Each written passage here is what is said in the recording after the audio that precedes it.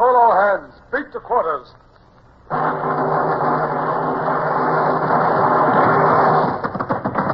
out the guns. Stand by the starboard battery. One broadside into it, if you please, Captain Bush. Pointers on target. Linstops ready. Aye, aye, sir. Ready. Fire!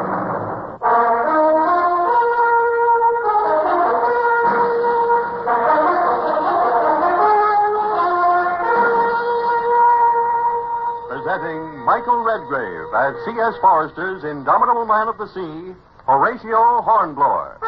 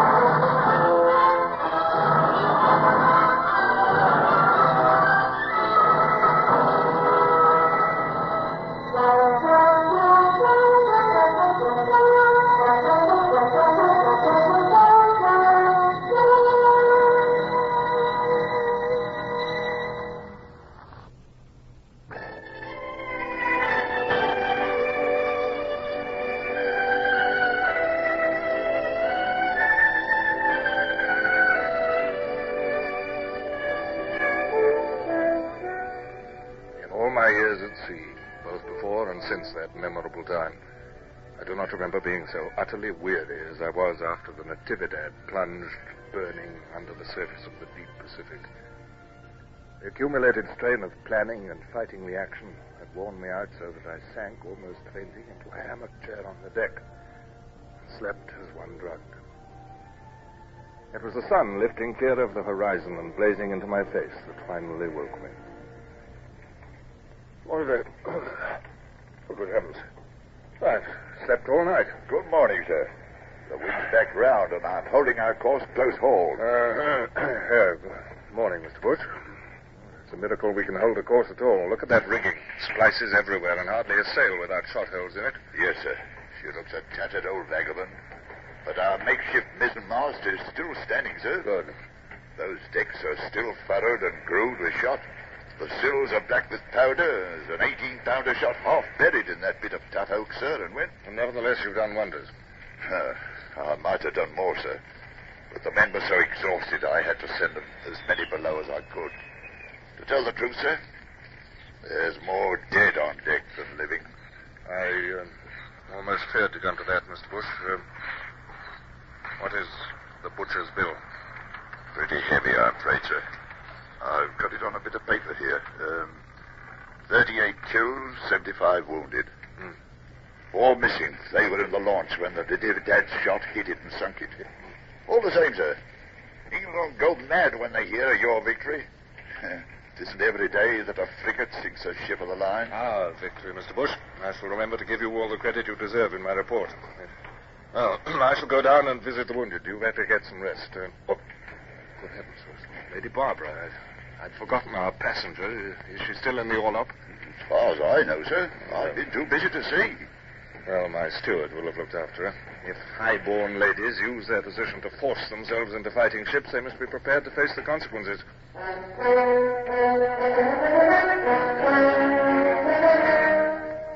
tell the truth, I was a little uneasy at my neglect of Lady Barbara Wellesley, but I'd had much on my mind. Below decks in the orlop, the scene was like an inferno. It was hot and airless, and the 4 flickering oil lamps added their smell to the stench of bilge, powder fumes, and sick men. Here, 75 wounded men were crammed together, groaning and sobbing, blaspheming and vomiting, under the care of the incompetent Lorry whom I'd appointed surgeon when our own surgeon had died. Thank God you've come, sir. Well, I've come to make you assume your responsibilities, not to relieve you of them, Mr. Lorry. Now, come round with me and make your report. Now then, this man. Good heavens, Lady Barbara, what are you doing here? Good morning, Captain.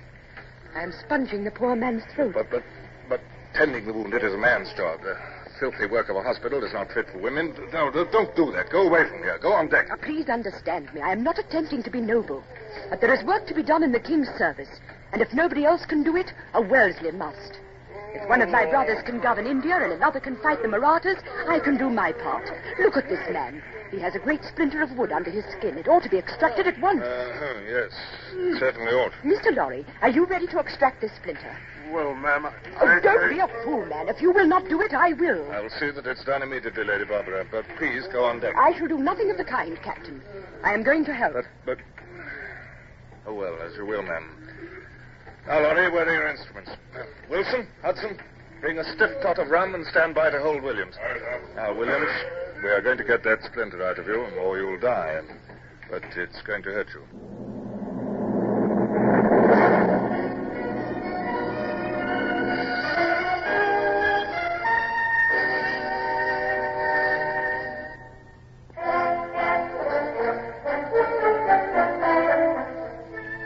The fortnight which elapsed before we rounded Cape Marlow was a grim period, though fortunately the weather held fair.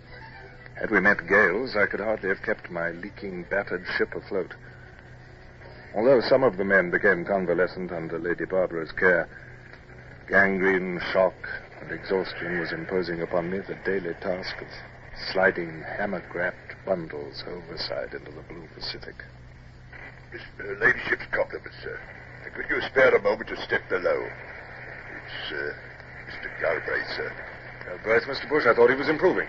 So he was, sir, in spite of Laurie's surgery. But her ladyship's worried about him now. I'll go immediately. Oh, Captain, I'm so glad you've come. I don't think he's going to last much longer. I'm sorry, Lady Barbara. I'd hoped that he would be spared. Is he conscious? He is delirious. He thinks I'm his mother. Give us your hand, Mother. It's awful dark. Give us your hand. I'm here, Donald. Don't be afraid. It's light beyond. Poor boy. Poor boy. A good boy. God grant he has found the light. Amen. Lady Barbara, come away, if you please. Up on deck, the sun is shining. It is not fair, Captain. It is not fair. He was only a lad. He was not ready. Had it not been for you, there would have been many more such scenes. Lady Barbara, if I resented your presence on this ship, if I showed that resentment in any way, I humbly apologize. Ask you to forgive me. There is nothing to forgive. Let us go on deck. Why, Captain, we're in sight of land. Yes, ma'am. We're just entering the Gulf of Panama. The land on the port bow is the Pearl Islands. Sail. 2 points to windward. Can you make it out? Aye, sir. He looks like the Coast Guard lugger we met before. He's running game to us, sir. Is she a Spanish craft, Captain? Yes, Captain Manuel Diaz commanding. It was this same lugger that brought me the news that Spain was now our ally, and your letter requesting a passage on this ship. Oh, it seems 100 years ago instead of but a few weeks. And now here we are almost back in Panama, which I thought never to see again. I would prefer not to see it, ma'am, especially if the yellow fever still rages there. Yet if I do not refit and provision, the ship will sink under my feet. She's sending a boat over, sir. Looks like the same officer we met before. It is. I recognize him. Well, he should be pleased that we've accomplished our mission and destroyed the Natividad. Stand by. He's coming aboard. Good morning. Good morning, Captain. I trust Your Excellency is enjoying the best of health. Thank you, yes. I see from the damage and the wounded on your decks that your fine ship has been recently in action. I hope that Your Excellency has had good fortune in the encounter. We sank the Natividad, if that's what you mean. You sank her? We did. She's completely destroyed? She is. Oh. Then, sir, I have a letter to give you. No. That is not the one. This letter, sir. Thank you.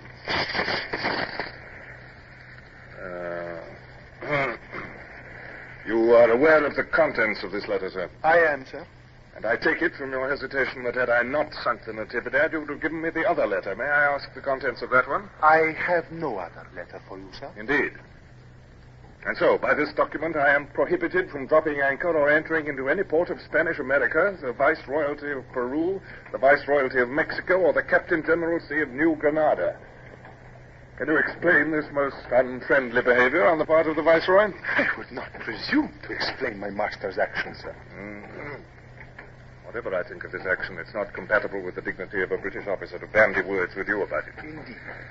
My compliments to your master. I will call at no port on the Spanish Main. Please convey to His Excellency my lively sense of gratitude at the courtesy with which I have been treated, and my pleasure at this further proof of the good relations between the governments of which we have the good fortune to be subjects. And now, sir, I have much to attend to. You have my permission to return to your ship.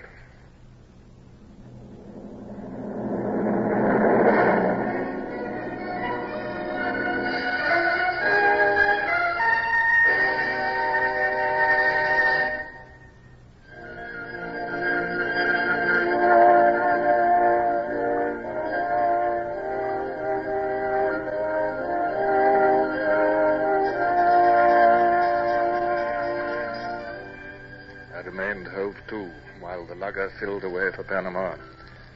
Too busy with immediate problems to indulge in bitterness against the Spanish. At a pinch, I could make my stores last out until I reached St. Helena or Gibraltar. But there was no hope of facing the storms of Cape Horn with my ship leaking and jury-rigged. By the mark! 9! Still 9 fathoms, Mr. Bush. Well, this place seems very suitable. Aye, sir. Made for the job. Lucky we found this channel between the mountains. Aye. Look, sir. Right ahead. It shows to have been a beach. Yes, golden sand, too. It'll be excellent for careening, except for the heat. There'll be no escaping that here, sir. The mountains cut off the breeze and reflect the sun, too. Oh, it's like an oven, sir. Can't be helped. We must make the best of it. We're lucky to have found such a place. And now, Mr. Bush, time is important. We must work like Trojans to make ourselves secure before the Spaniards discover our hiding place. Call back the cutter. We'll anchor here while you and I go ashore to explore.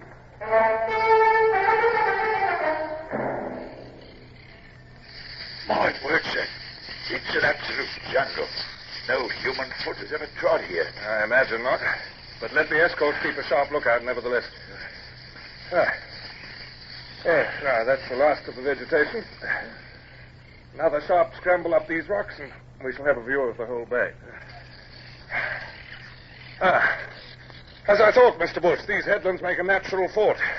2 of our 18-pounders up here, and no ship shall dare to approach through the channel.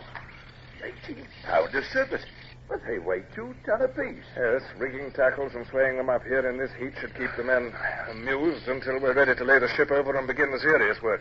See to it, Mr. Bush. The serious work? Aye, sir.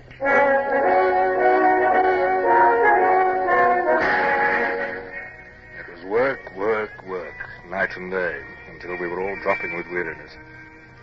When all repairs to the ship were done, she had to be loaded again, the guns brought aboard, and the rigging re-rove and set up. But when I stood once more on the deck with a staunch ship beneath me and a broadside which could fire, I was happy again and could snap my fingers at every Spaniard in the Pacific.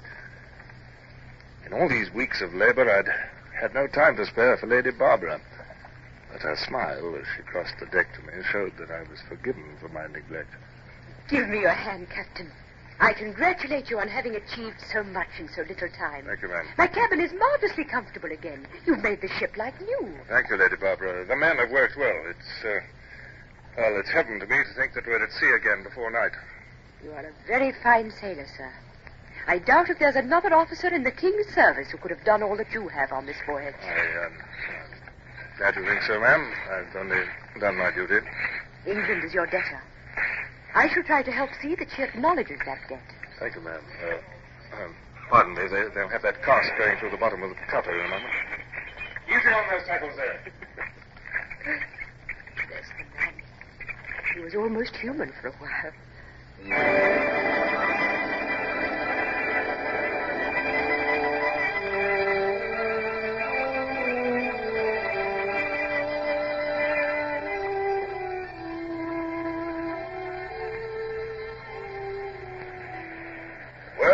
Sheriff, at sea at last. Yes, Mr. Bush. And homeward bound, if the rumors are true. Sail home. It's on the lugger again. Lost that lugger. Twice we met her, and twice she's brought that news. What is it now, I wonder? She's making for us anyway. Here comes the captain. Captain Diaz lugger approaching, sir. I hope it's not more trouble, Mr. Bush. I'm finding it increasingly difficult to remain civil to that young man. Here comes his boat.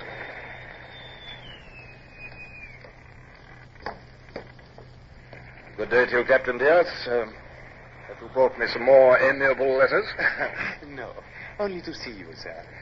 I congratulate you on the amazing difference in your ship since I was last aboard. How were you able to effect such repairs? I know you have not been into port. The British Navy, sir, takes but small heed of such trifles as a refit. Oh. To what do I owe the honor of your visit? I wondered, sir, whether you would honor me by visiting my ship. I should be able to show you something of interest which would demonstrate our ability to continue without your assistance. What is it you wish to tell me? I would prefer to surprise you, sir. Will you not oblige me? I assure you I intend no treachery. Also, my lugger is within range, and your guns could sink it with a single broadside. If you are not back safely within the hour, your officers may open fire. Don't go, sir. I shall visit the lugger, Mr. Bush. Send the cutter after me to bring me back. But, aye, sir.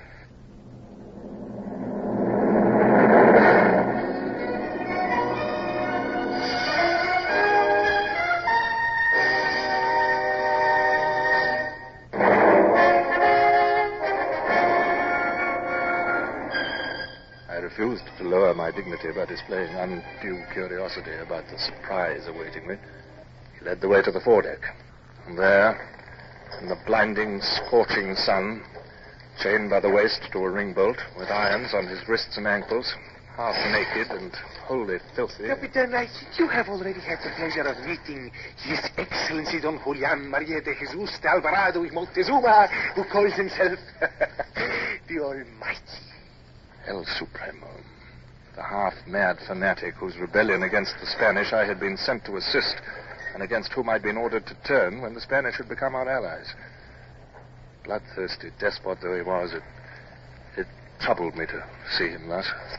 You notice, Captain Hornblower, that I wear these chains now. It is a whim of mine.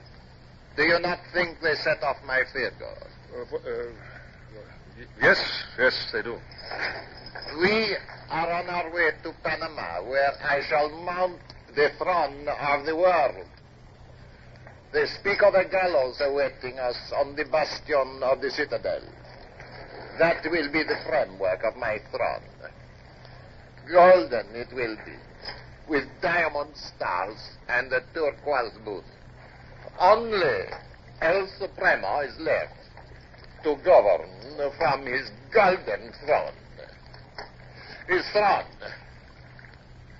His throne. Chains. These are chains. Why am I chained? I, the Almighty. No God. Amusing, Captain, is it not? Oh, he will sometimes struggle and shout for 24 hours without stopping. Amusing? Captain Diaz, this filthy cruelty is a shame to you, is a stain to your nation. You mean you're going to hang him, mad as he is, with no chance of making his peace with God? Mad or sane, sir, rebels must hang. Your Excellency must know that as well as I do. Then for God's sake, hang him and cease torturing him. We are very glad you have returned, Captain. I hope the promised surprise was a pleasant one. A trifle, ma'am. These simple things, you know, amuse these Spaniards. Something is troubling you, Captain. You look pale. Pardon me, ma'am. I must go below.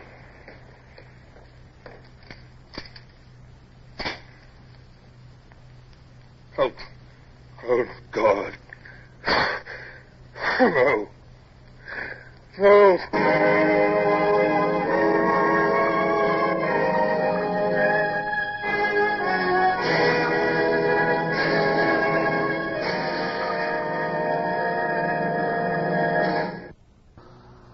Horatio Hornblower, starring Michael Redgrave, is based on the novels by C.S. Forrester.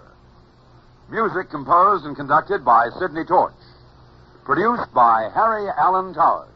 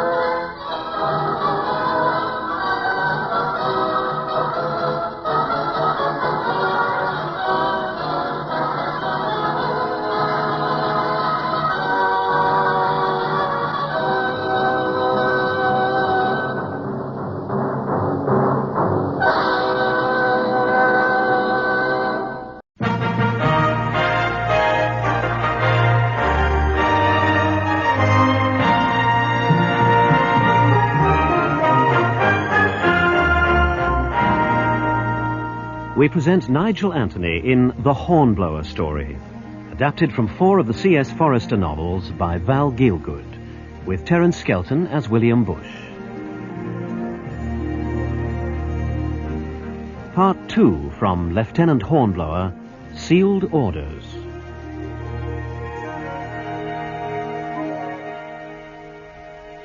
While Renown ploughed her course westwards across the Atlantic to the West Indies station, there were 2 questions, which, for her crew, and more especially for her officers, seemed with the passing of each day more urgently to require answering.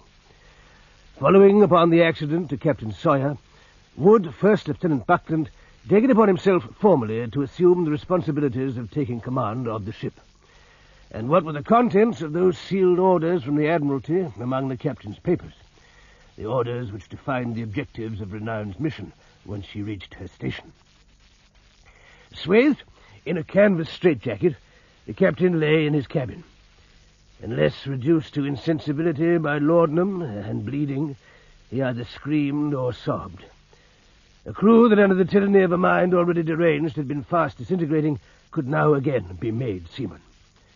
For the officers, and for me, the junior lieutenant, Buckland's decision was the vital thing. Only with Lieutenant William Bush did I find it possible to open the problem. How much longer before Mr. Buckland opens those orders, Mr. Bush? God knows. If he takes the ship down to Antigua only to find out afterwards that he has to beat it back to windward, he'll get his knuckles rapped finely by my lords. Hmm. And if he reads secret orders, he's liable to be reprimanded for presumption. What's your reading, Mr. Hornblower? Greatest altitude I've ever measured. I've never been as far south as this before. And what's your result? I'm not certain. What's the difficulty? I can shoot the sun. No trouble about that. It's the calculations that bother me. All those damn corrections. Oh, well, they're not so hard, sir. Now, check against mine. Now, plot the position with parallel rulers. Mm-hmm. Now, there's the point of interception. Mm-hmm. Now we can check against dead reckoning. I see. Now, we're still being set to southward. We're not far enough east for the Gulf Stream to set us north. You said you'd never navigated these waters before. Oh, that's so. Then how? Well, I suppose you've been studying. Well, at any rate, there we are. It's something to know that much. What do you think number 1 will do, Mr. Hornblower? He must make up his mind, now or never. We lose ground to leeward every day from now on. What would you do? I'd read the orders, Mr. Bush. I'd rather be in trouble for having done something than for not doing anything. I wonder. If those orders may detach us on independent service, it's a chance in 1,000 for Buckland. I suppose it is. You wish it was yours?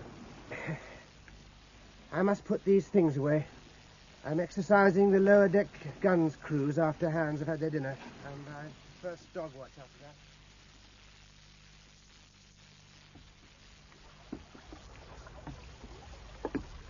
that. Yes, Mr. Hornblower. Permission to have the deck wash pump, Richter. Men feeling the heat, eh? I don't know about them, but I am, Mr. Roberts. I have 15 minutes, plenty of time. Oh, very well. Thank you, sir. Captain of the waist there. Sir! Get the wash deck pump rigged at once. 4 men for the handles, 1 for the hose, and jump to it. Aye, sir. Give away!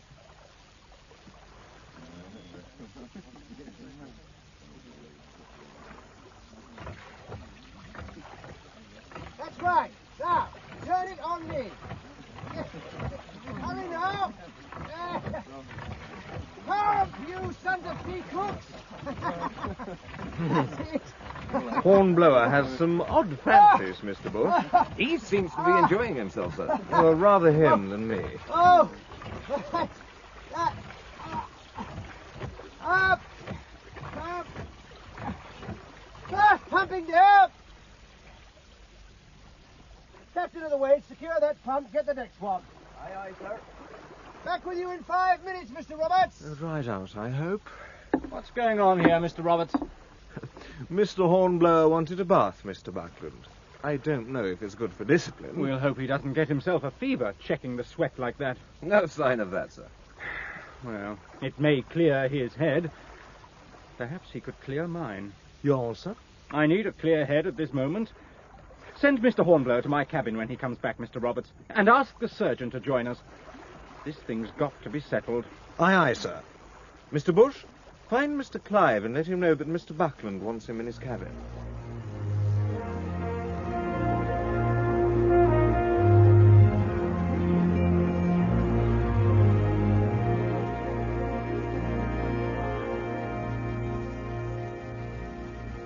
Well, Mr. Clive.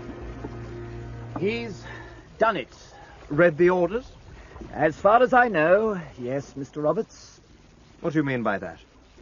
What was in them? They're secret orders, Mr. Roberts. Even if Mr. Buckland had taken me into his confidence, I couldn't tell you. No need to be pompous about it. What did the captain do? What didn't he do, Mr. Bush? Poor devil, we might have been fiends from the pit. You should have seen him car away when we went into his cabin. You would have thought we were going to cut his throat instead of just finding the key of his desk. That man is suffering the terrors of hell. I suppose you would not be guilty of exaggeration, Mr. Clive. I would not, sir. I repeat, the terrors of hell and all the sorrows of this world. And did you find this precious key? We did. Mr. Buckland opened the desk. Well? Mr. Buckland found the orders. The usual linen envelope with the Admiralty seal. So he's now read them, and we're none the wiser. Well, God bless my soul. I don't imagine we can expect to know what's in store for us. We've only been at war for nearly 10 years. We just obey orders. Helm a lee, let go and haul, grape shot in the belly, or champagne in a captured flagship. Who cares? We draw our 4 shillings a day, wet or fine. Well, I'll wager a week's pay on a change of course when Mr. Buckland's read those orders. Mr. Clive? No takers. Officer of the watch. Yes, sir. We're altering course 2 points. Steer southwest. Course southwest, Mr. Abbott. Southwest it is, sir. Pipe all hands to the braces.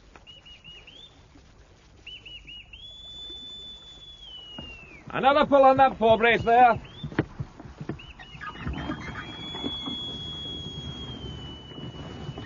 Your pardon, Mr. Buckland. Yes, Mr. Roberts? Can you tell us our mission now, sir? No. It is still secret. Very good, sir. But I can tell you where we're bound. San Domingo. Scotsman's Bay. San Domingo? Hispaniola. Haiti. 3 names for the same island. I am obliged to you, Mr. Bush. Haiti. That's where the blacks are in rebellion against the Spaniards. That is so, I believe, Mr. Roberts. Yes. If you ask me, Captain Sawyer's not the only one that's nervous. I didn't ask you, Mr. Clive. I wonder, is it of the blacks, or is it because Captain Sawyer's still alive? I would suggest that as surgeon you go below and attend to him, Mr. Clive. That is your business.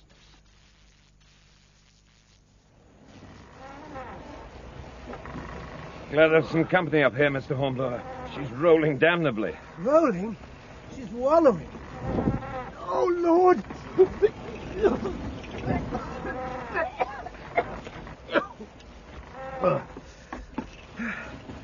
Yours must be a cast-iron stomach, Mr. Bush. Now, what the devil must we lie hove to like this? Mr. Buckland seems to want time to study the lie of the land. He's been studying it through that telescope of his for a good half hour. Why can't he make up his mind? There's nothing to see at this range but the mountains of San Domingo. How much more does he want to see? We know there's a fort up there, flying the Spanish colours. And everyone on shore must know by now that a British ship of the line is prowling about. The Dons don't have to be clever to guess we're not here on a yachting trip. All we're doing is giving them the time they need to prepare a reception for us. What else could Buckland do? They could have come in with the sea breeze under cover of darkness with a landing party ready. Put them ashore at dawn. Storm the place before they knew there was any danger. Oh, damn this rolling. Hard luck. Mr. Roberts! Sir? Lay her on the port tack. Fall and by. Aye, sir. Port tack, helmsman. Aye, aye, sir.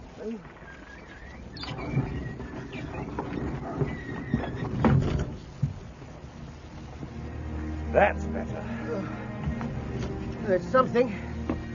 Oh, I could wish we were going into action, not running away to think about it. Anxious to eat fire, Mr. Hornblower. Nothing like that, Mr. Bush, sir. Quite the opposite, if you must know. I wish for too much too quickly, I suppose.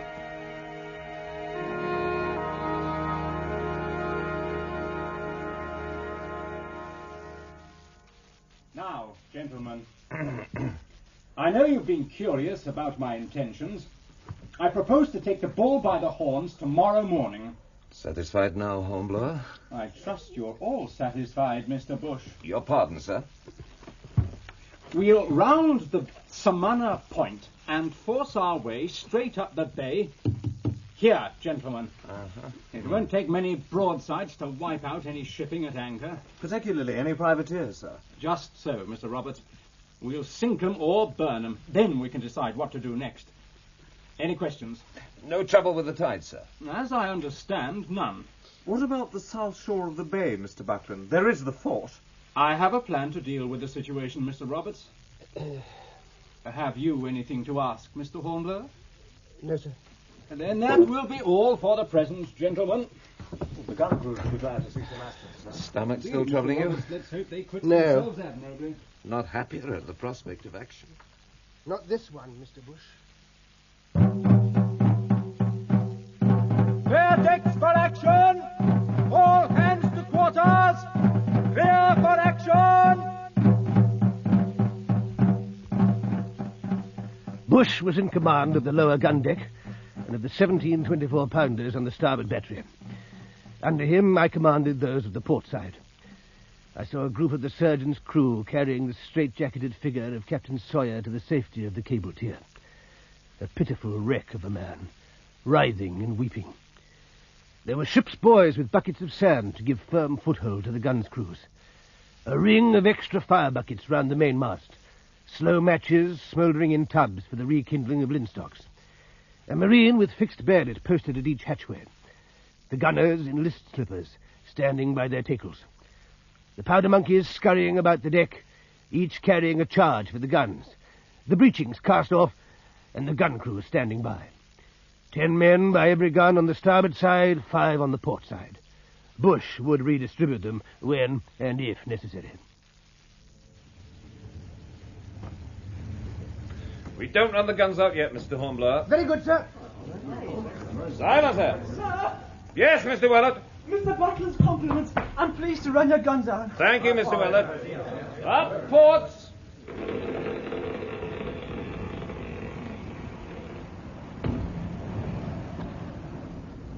Run out! Aye, aye, sir.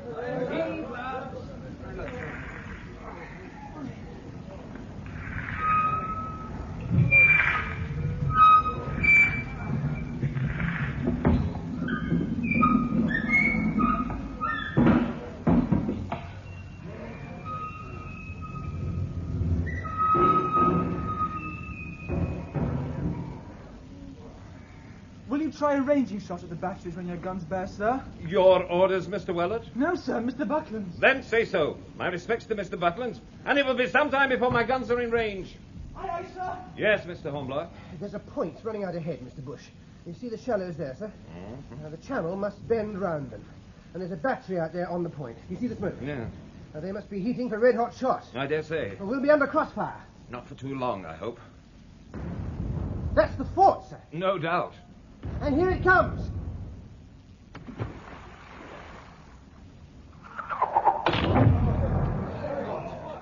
Their aim's pretty good, Mr. Bush. Too good. I might just reach the battery on this side now, sir. Then try what you can do. Can't you open fire yet, Mr. Bush? This minute, sir. Fire! Oh, just short, sir. When the guns are hot, they'll reach it. Carry on then, Mr. Hornblower. Open fire, 1st Division!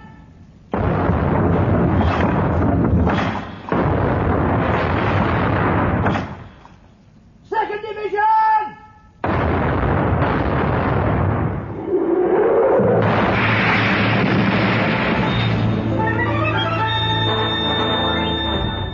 The red-hot shot had begun to strike home on Renown. Smoke was curling up from a deep gash in the deck beams by my head. From above, I could hear the rush of feet and the clank of pumps, which told me that on the main deck, too, they were fighting fires.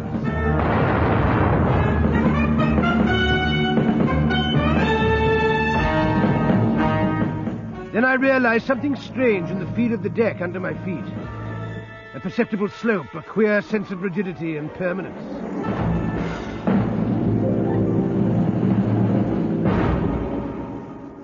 We had run aground smoothly on a mud bank, doomed to be shot to pieces by that accursed fort, if the battery failed to roast us alive where we lay. Tide's still rising, Mr. Hornblower. It's an hour before high water and we're pretty hard aground. Steady there! Swab that gun out properly. You want your hands blown off when you reload? An hour to high water, you say, Mr. Bush? Yes, God help us. If I can keep their embrasures swept, sir, I'll slow their rate of fire, even if I don't silence them. But the fort's still out of range. Yes.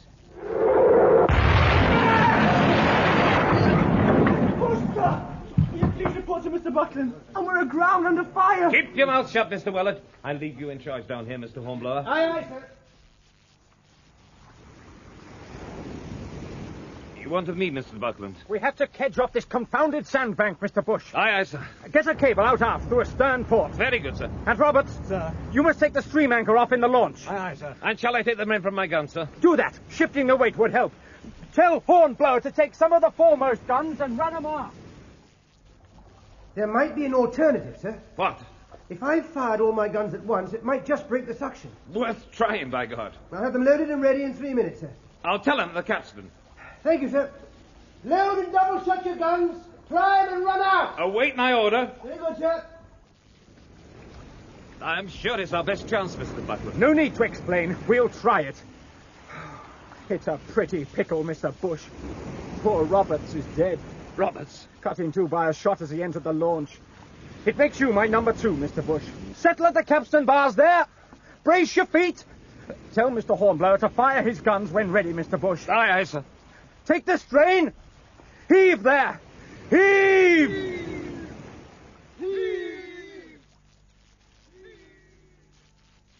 Fire!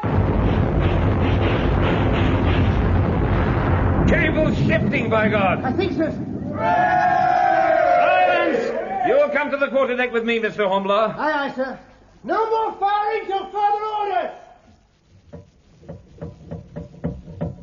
Further orders, sir. So far, so good, Mr. Bush. We're off ground, but we've lost the flood.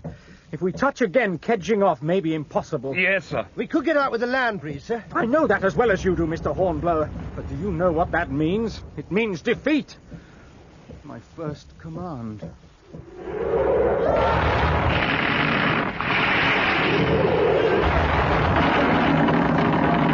They'll pound us to pieces, sir. There's no help for it. Have them heave in on the spring cable, Mr. Bush. Get a head round to sea. Aye, aye, sir. Fast heaving on the capstan there. Cast off stern cable, messenger. Shall I warp her down the bay, Mr. Buckland? Yes, yes, warp her down.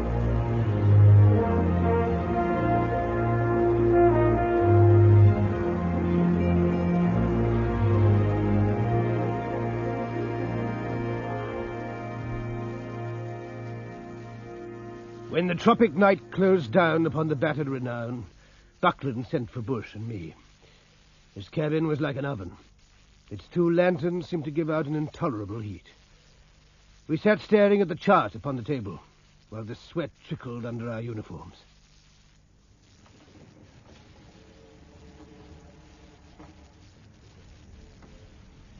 The question is, what's to do? Should we bear up for Jamaica? I wouldn't go so far as to advise that, sir. What else can we do, Mr. Bush? Tell me that. If we head for Jamaica, sir, we go with our tail between our legs. True. All the same, there's Captain Sawyer to be thought of. Captain Sawyer? With a success to our record, there might be a less diligent inquiry into the matter of Captain Sawyer's supersession. If we limp in defeated, I'm likely to be asked why I took upon myself the responsibility of attacking Samana Point. What do you think, Mr. Hornblower? I agree, sir. You do you? Yes, sir. We did our best, damn it! Anyone could run aground in the channel. Nothing could get up the bay under such a crossfire.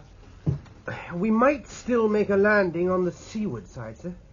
A landing and a surprise attack. Mr. Bush? Well, sir... Go on. Mr. Hornblower did mention to me. He thought a surprise landing might have more chance of success than bombardment of the fort and battery. But that was before the Dons knew there was a ship of the line in the neighborhood. Why didn't you suggest this masterly plan to me, Mr. Hornblower? It was hardly my business, Mr. Buckland. Its responsibility for success or failure is mine. Have you changed your mind? I think something might still be tried, sir. As long as it was tried at once. You mean tonight? It would be the best time, sir. The Dons have seen us driven off. Excuse me, sir, but that's how it'll look to them. The last they saw of us was beating out of the bay at sunset. They'll be pleased with themselves. But an attack at dawn from another quarter, over land, that would be the last thing they'd expect. Might well be. Just how would you make this attack, Mr. Hornblower? Well, the wind's fair for Scotsman's Bay, sir. We could be there in less than 2 hours. We could have a landing party told off and prepared by the time we arrive. Say, 100 seamen and the Marines. There's a good landing beach there. Inland, the country may be marshy. That's here, sir. Just below the hills of the peninsula. But we can land on the peninsula side of the marsh. I marked a spot yesterday. You did you? Go on. Well, a landing party should reach the crest without difficulty. They can't lose their way with the sea on one side and Samana Bay on the other. They simply move along the crest, then rush the fort at dawn. Now, what with the marsh and the cliffs, the Dons are liable to keep a poor lookout on that side. You make it all sound very easy, Mr. Hornblower. With 180 men? Enough, I think, sir. What makes you so sure? There were 6 guns firing at us from the fort. I counted them. 90 men at most. 60, maybe near the mark. Add an ammunition party and men to heat their furnaces. 150 men altogether. More likely as few as 100. Do you think such an attempt might succeed, Mr. Bush? It might, sir, but time is getting on. A second repulse would be ruin. Yet, once the fort is in our hands, we can deal with the privateers up the bay. They could never use it as an anchorage again. That's true, sir. Damn it, let's try it. Very good, sir. Now, who's to command? It would have been Robert's duty, sir, if he'd lived. Mr. Bush, you will take command. Yes, sir. Who do you want to take with you? Do you require me any more, Mr. Buckland? If not, sir, Do we need Mr. Hornblower any more, Mr. Bush? I'd like Mr. Hornblower to come with the landing party, sir. Very well. It will leave me with only 1 lieutenant aboard. Several of the master's mates are good watch-keeping officers, sir. Very well. You look troubled, Mr. Hornblower. What is it? I was wondering about altering course, sir. We could head for Scotsman's Bay at once and save a little time. We'd better get it before the wind. We'll set course in a few minutes. Any further suggestions, Mr. Hornblower? Well, only one, sir.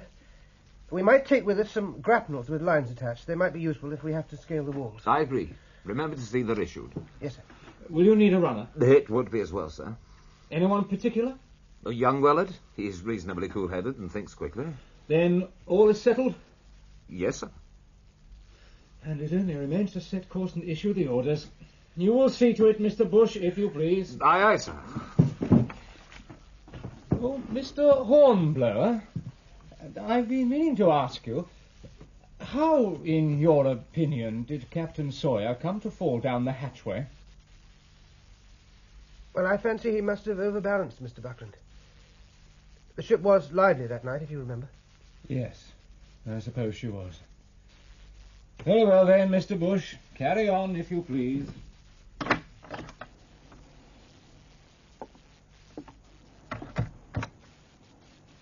Good of you to ask for me, Mr. Bush. You deserved it. It was your notion in the first instance. I'm glad you picked young Wellard.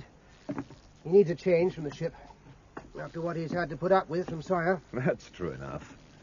Any more news of the captain? Ask Clive. All he does is shrug his shoulders and wink and look the other way. But I can't believe Sawyer will last much longer. I'd not be in Buckland's shoes. Unless this landing comes off. That certainly should help him. I don't look forward to the inquiry for all that. No. Well, if you'll have course set for Scotsman's Bay, I'll give the orders for the landing party. You'll not forget the grapnels, Mr. Bush, sir? Do you ever forget anything, Hornblower?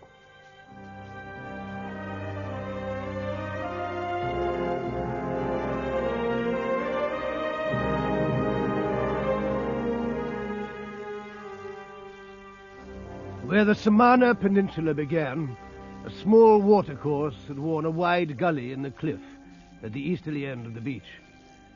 That night, sea and surf and beach seemed to be afire with the phosphorescence of the water, vividly lighting up the oar blades as the launches pulled ashore, carrying the landing party. We landed thigh-deep in water, and it seemed thigh-deep, too, in liquid fire. Our weapons and cartridge boxes held high to make sure they were not wetted. Bush was excited and tense. It was all I could do within the bounds of discipline to hold him back from plunging ahead at once in violent action. I might have sounded confident enough in Buckland's cabin. It was another matter on that beach, in the darkness, with the conviction growing that on the success of our enterprise depended not only the lives of myself and Bush and 180 men, but also the reputation of renown and First Lieutenant Buckland's professional future.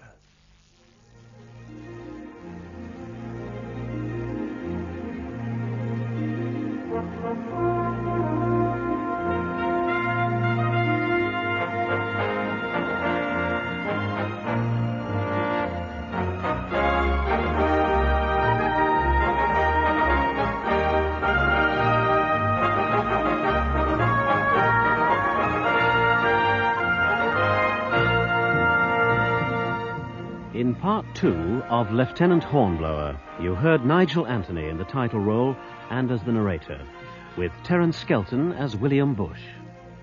Mr. Buckland was played by David Peart, Mr. Roberts, Paul Hertzberg, Wellard the boy, Mark Hudson, and Mr. Clive the surgeon, John Jardine. Location recordings were made by Christopher Hayton Webb and David Fleming Williams aboard the IP Torso. The musical score is by Johnny Pearson.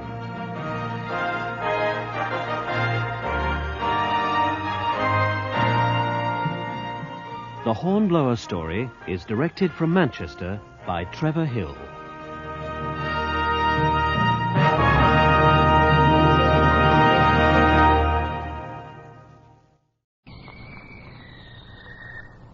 Call all hands. Beat to quarters.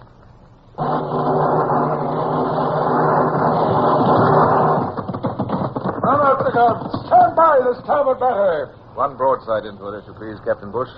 Pointers on target. Linstops ready. Aye, sir. Ready. Fire!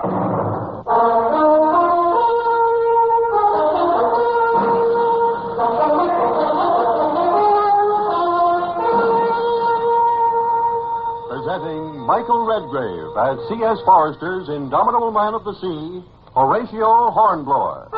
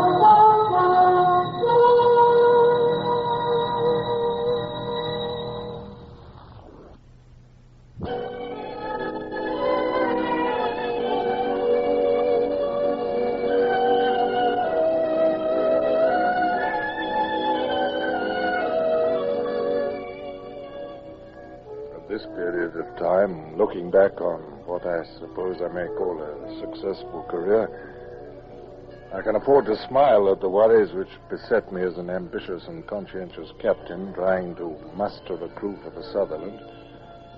But those difficulties were real and painful enough then. I stared gloomily from the window of my lodging house and listened to Lieutenant Bush as he read my carefully worded proclamation to the small and highly derisive crowd of loungers in the market square. Hear ye! To all young men of spirit, seamen, landsmen, and boys who wish to strike a blow for freedom, and make the Corsican tyrant wish he'd never dared the wrath of these British Isles. His Majesty's ship, Sutherland, of 2 decks and 74 guns, is at present commissioning at Plymouth, and a few vacancies still exist to complete her crew. Who wishes for a handful of golden louis d'or for prize money? There will be fiddlers and dancing every evening, and provisions at 16 ounces to the pound. Yes, wonderful tack.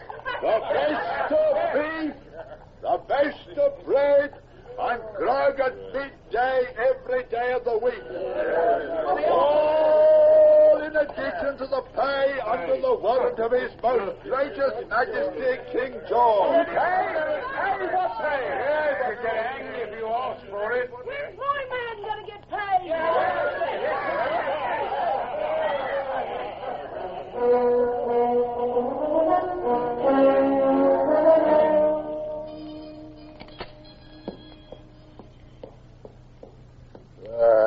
Not much luck yet, sir. There's so many frigate captains recruited. And frigates always attract men more than a ship of the line, sir. No, Bush. They've better chances of prize money. Well, I'll have to send 4 lieutenants each with half a dozen men round the southern counties. I don't care what you find, volunteers or pressed men, but I need another 50 seamen and 200 landsmen and boys. If I don't complete my crew, it means the loss of the command. You see to it, Bush, Aye, aye, sir.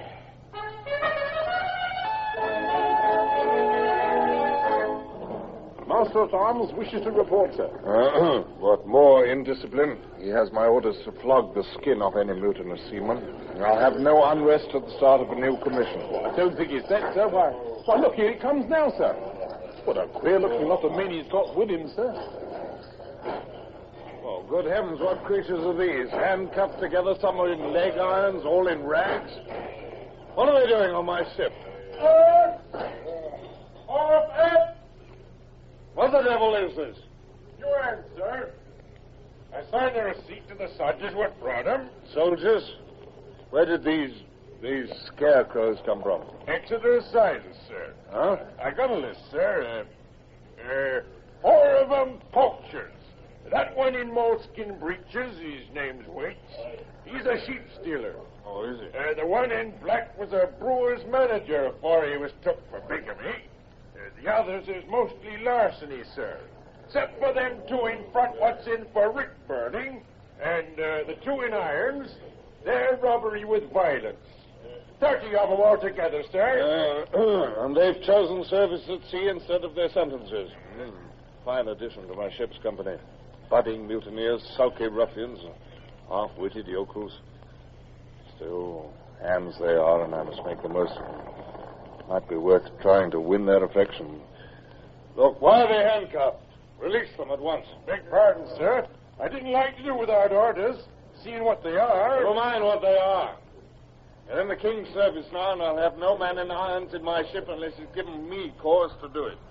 No, sir. These men are recruits in an honorable service with an honorable future before them. Now listen, men. Any man who does his duty as best he can has nothing to fear in this ship and everything to hope for. Now I want to see the dirt of the place you've come from washed off. Dismiss.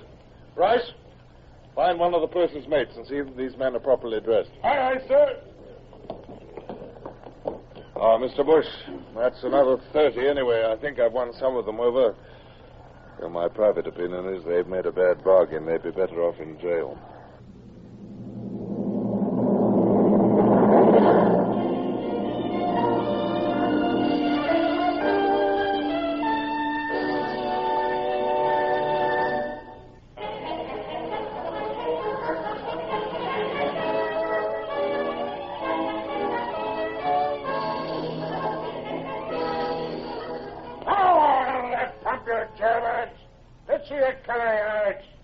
we get the cut on you, we see to carry your backbones, too, if you've got any.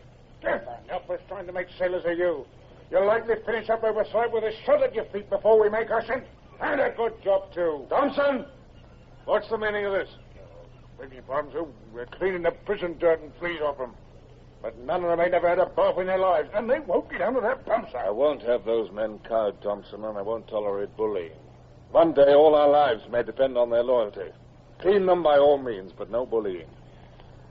Here, I'll speak to them. Look, under the pump with you, men. It won't hurt you. When we get to sea, you'll see me under that pump every morning at 7 bells. Isn't that so, you others, huh? Right. You there, your name's Waits, isn't it? Now, set them an example. Under you go. Come on. Yes, sir.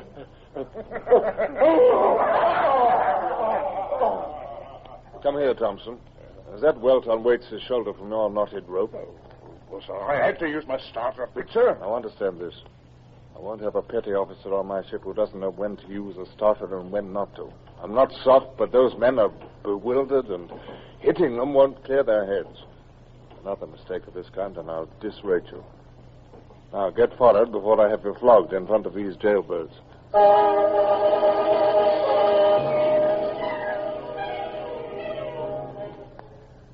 So it went on.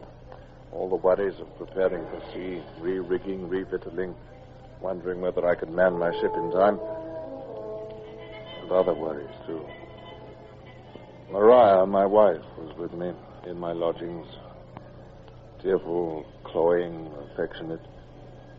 She had whispered to me that it was possible we were going to be parents again. A new worry for me to take with me to sea.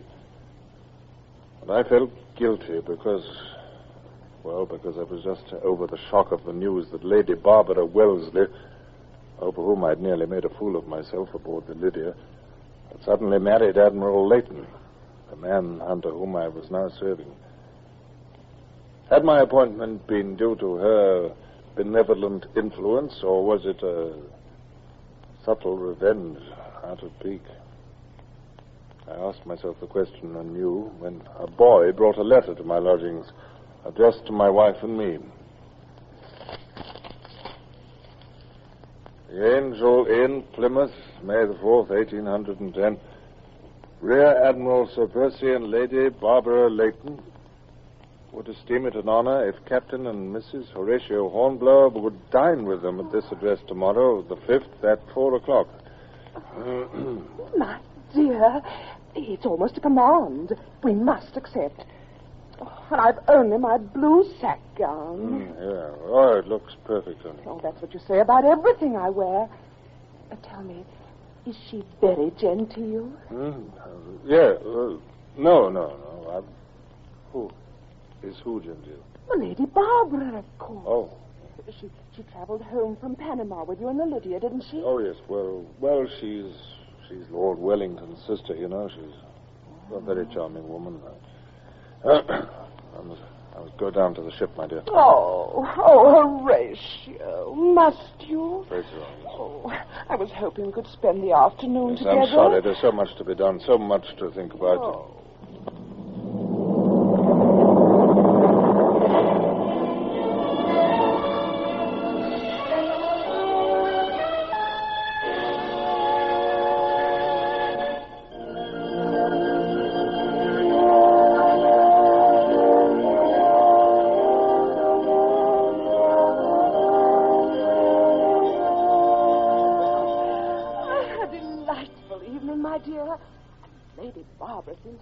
Genteel person.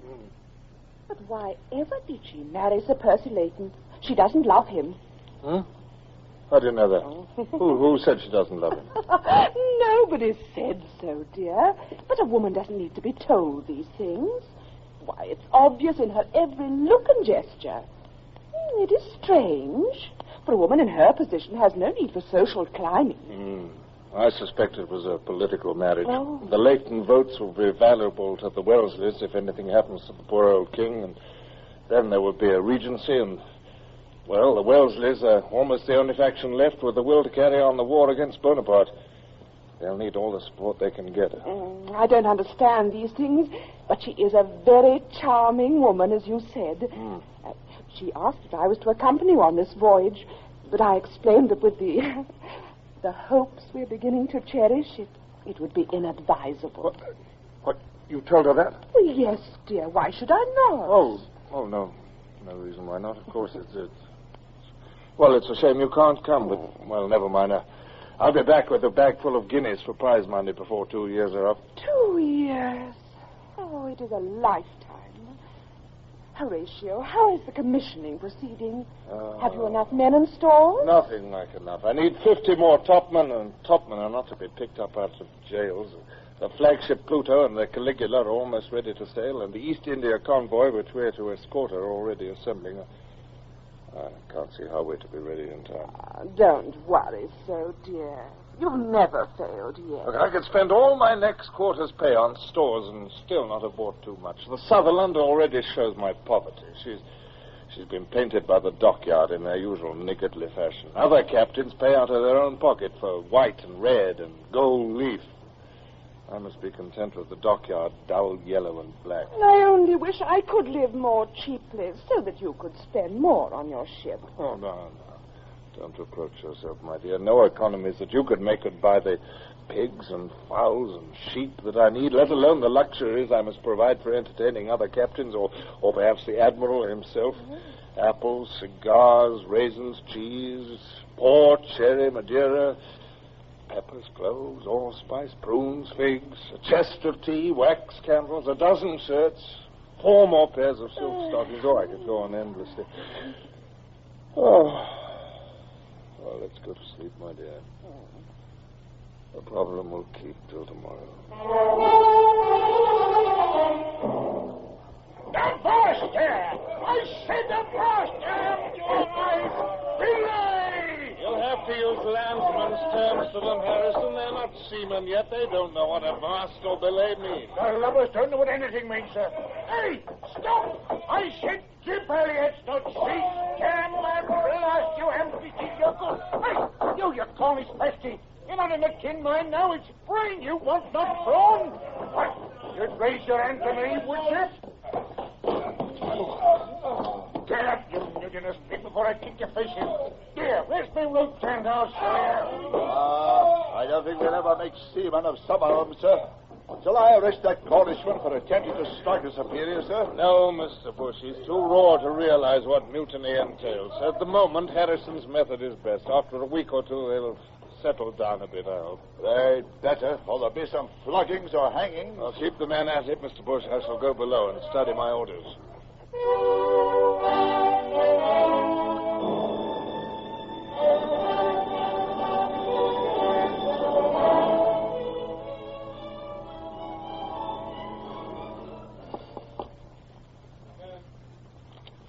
Excuse me, sir. Mr. Bush sent me to say the last of the stores are coming aboard, sir. Oh, very well, thank you. Wait a moment. You're Midshipman Longley, aren't you? Mr. Gerard's nephew? Yes, sir. My first voyage, sir. Ah. Well, Mr. Longley, attend to your work and do your duty, and you may be a captain someday. Oh, very well. Tell Mr. Bush I'll be out presently. Yes, sir. Hey, Mr. Longley. Yes, sir. Come inside, boy. Well, come in. Stand still. What was it you said last? I said, sir, that Mr. Bush No. What did you say last? Last, sir? I said, yes, sir. Oh. What ought you to have said? Aye, sir. Very good. Well, remember that. You've a certain quickness of understanding. You learn how to handle men, and you'll make a useful warrant officer. You may go. Aye, sir.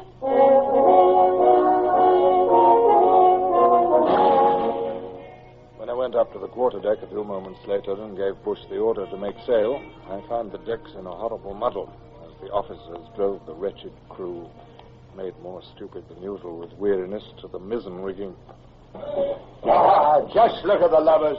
9 minutes already. Why, the Marines are better sailors. The wind is back easterly. Rounding Devil's Point will not be easy. No, sir. Race those yards round. Well up, sir.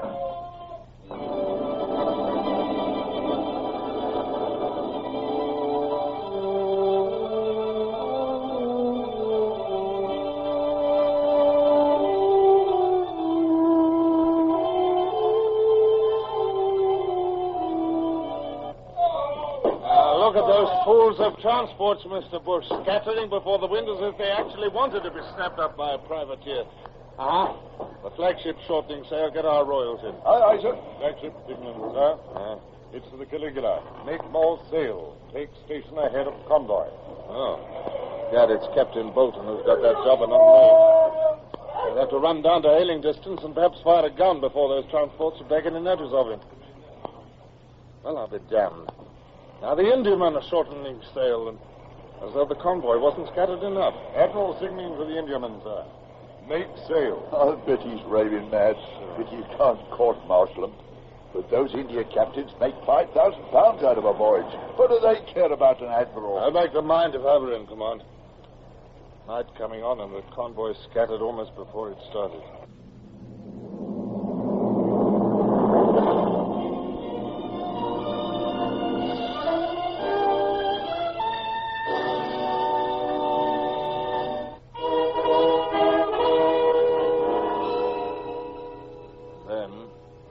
To feel that the Admiral was not showing to the best advantage, as I considered it was his duty to keep the convoy together, whatever the difficulties, I felt a cold chill spring to my forehead and a slight trembling in my legs. I knew what was coming. It happened at the start of almost every voyage, but I loathed and feared it. I would not give in. I would not. Another signal, sir. Flagship to Sutherland. Take night station. Very well. Acknowledge. Mr. Bush, take... Aye, sir. Quarter mile to windward of convoy, sir. Look out, sir. Oh, I thought you were going to fall. Yes, I've not quite found my sea legs, Mr. Bush. I've been ashore too long. Lord Nelson was just the same, sir. For the first day of each voyage, he'd stumble like a baby. Talk about feeling ill, sir. My resistance was at an end. Blindly, drunkenly, I staggered to the companion rail, lurched down to the half-deck, and along to the door of the after cabin. Paul Wheel, my steward, was laying dinner at the table.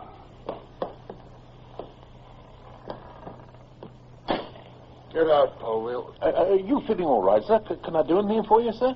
Yes, Paul Wheel. You can obey an order. What's that, sir? Get out.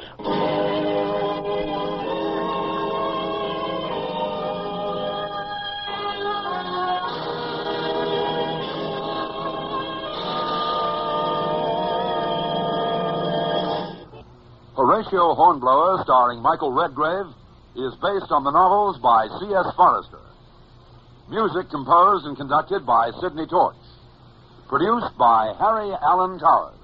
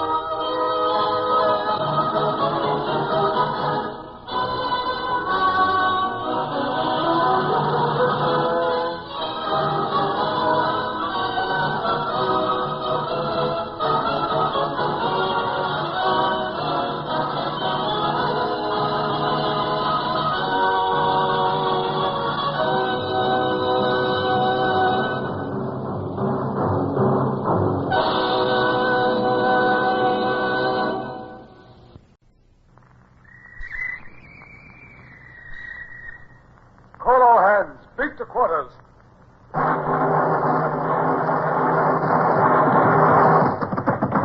out the guns. Stand by the starboard battery. One broadside into it, if you please, Captain Bush.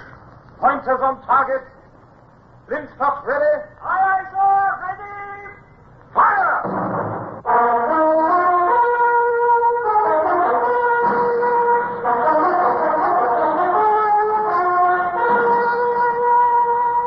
Presenting Michael Redgrave as C.S. Forrester's indomitable man of the sea, Horatio Hornblower.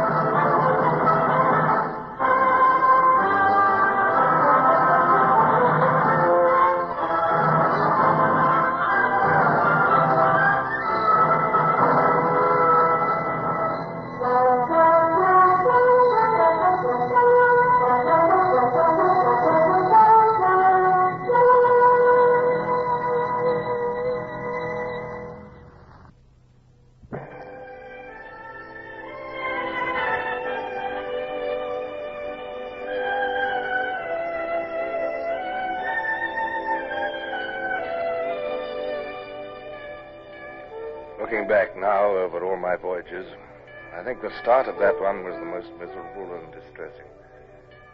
My ship was seriously undermanned. I was suffering from the seasickness which always attacked me at the beginning of a voyage. My mind was torn between anxiety for my wife Maria, who would be having our baby before my return, and misery at the marriage of Lady Barbara Wellesley. And now I was saddled with the care of 6 fat, stupid, lubberly merchant ships. As I stood on my quarterdeck in the grey dawn with the wind whipping through the rigging, I cursed those Indiamen for their slowness in acknowledging my signals. They must man those Indiamen with blockades, sir.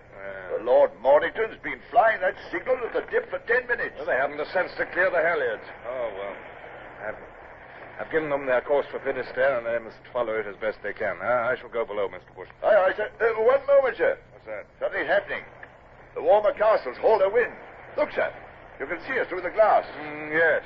Yes, she's spun round. She's clawing up to windward towards us. Surely she's signaling. Where's the signal, Lieutenant? Yes, sir. It's a jumble signal. I can't read it. What? Looks like number 29, sir. Huh? But it can't be. That means discontinue the action. And now she's hauled it down. Well, there goes another. It's number 11. Yeah. Number 11, sir. That means enemy in sight. I said there. What can you see on the port bow? Nothing under the Walmer Castle, sir. Are you sure? Yeah, I can see them now, sir. 2 luggers on the port bow. Luggers, eh? That can only mean privateers, sir. If they can pick off an East Indiaman, it'll be a feather in their caps. Then we shall prevent them from feathering their caps. Hands to quarters, Mr. Bush. Aye, aye, sir. Hands to quarters! We shall need our wits about it, Mr. Bush. This is going to be difficult. They will maneuver to cut off a ship to windward of us. Lay alongside a border while we're beating up against the wind. That's it. Those luggers are as quick as lightning in stays. The Indiaman is so slow and our crew is so raw. There are 2 luggers. We shall have to parry 2 thrusts at once. You can see them plainly now, sir. 2 masters. They have about 20 guns apiece, 9-pounders. We could blow them out of the water if they were fools enough to come in close range. I'd say they carry about 150 men each, and all mad for gold. Yes, have the guns loaded and run out, Mr. Bush. Aye, aye, sir. Run out the guns!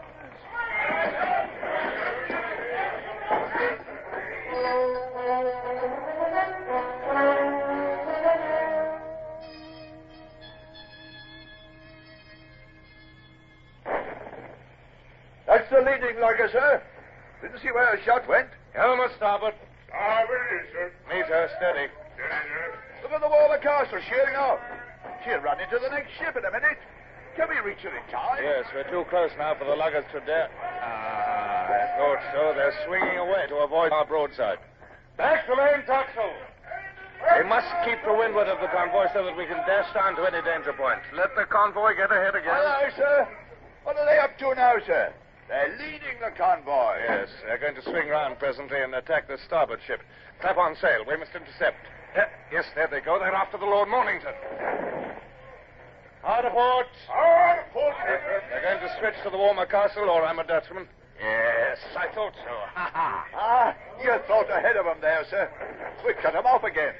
If only the Indiamen have the sense not to scatter.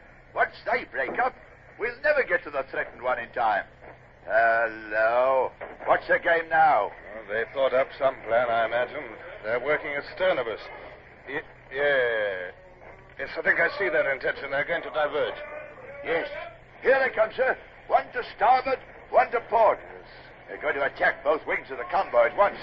We'll never get across from one to the other in time. We must. There's no alternative. The starboard lugger is slightly nearer. We'll tackle her first.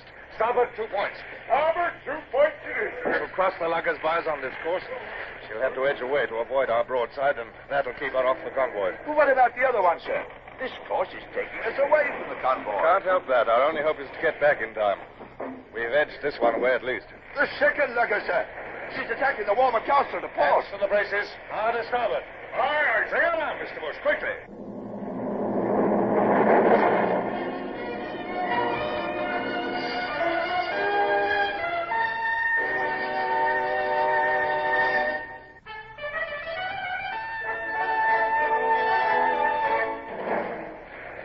I didn't think this old captain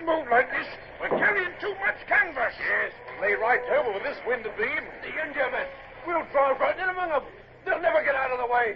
Look out, we're going to ram the Lord Mornington. No, she's swerving. Look, it's like driving an horse through a maze. Look, it's the lugger alongside the Walmer Castle. Stand to your guns, sir. Mr. Gerard, give the lugger a broadside as we pass her. Helmsman, steer through that gap between those two ships. The Frenchmen are boarding us, sir. That's pistols going off. No, they see us coming. They're jumping back into the lugger.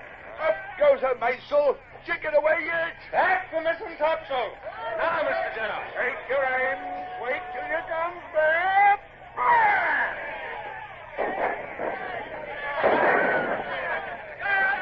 I said aim, you blasted sons of sea-cooks. You're wasting shot. A whole broadside and only a couple of shrouds shot away. 2 shots went across our deck, sir. Look at that. They plowed a clean furrow through those men. That's Skinner started to think about. Our sails are filling. Don't let her get away. Get your guns to bear again. All right. She's losing her 9-pounders at us.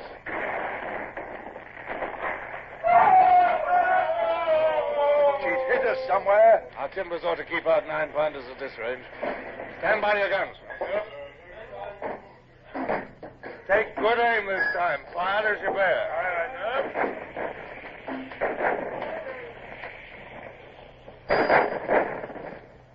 That's better, much better. Hold on, then.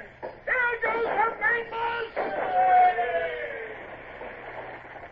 Mainsail, topmast, shrouds and all. Shall we go in and finish her, sir? Certainly not, Mr. Bush. Our job is to guard the convoy. Square away on the other tack. We must deal with the other one before she can attack us on the other side. Hands to braces. Lively there. Goodbye, Mr. Froggy. You've a long day's work ahead of you before you can see Brest again. The convoy was frantically beating up towards us again, with the second privateer on their heels, like a dog after a flock of sheep. But at the sight of the Sutherland rushing down upon her, she sheered off again. Obviously, she worked round to make a dash at one of the outside ships, but I swung the Sutherland round and headed her off. Thus it went on for an hour or more, like a game of hide and seek. But with only one lugger to deal with, my task was easier. At last, the Frenchman realized that he was wasting his time. His big lugsail came round, and he thrashed away to windward in search of his crippled colleague. He's off, sir. We'll have no more trouble with those two. No, Mr. Bush, but the captain of that second lugger is a fool. If he left his consort to look after itself and hung on to us until nightfall, he'd be almost sure to pick off one of our ships in the darkness. There. Yes, you can secure the guns now. Aye, sir. Secure the guns, Mr. Gerald. What are those idiots cheering about? From the noise they're making, you'd think they'd won Trafalgar. Mr. Bush, stop that noise at once. Send the hands aft. I'll speak to them.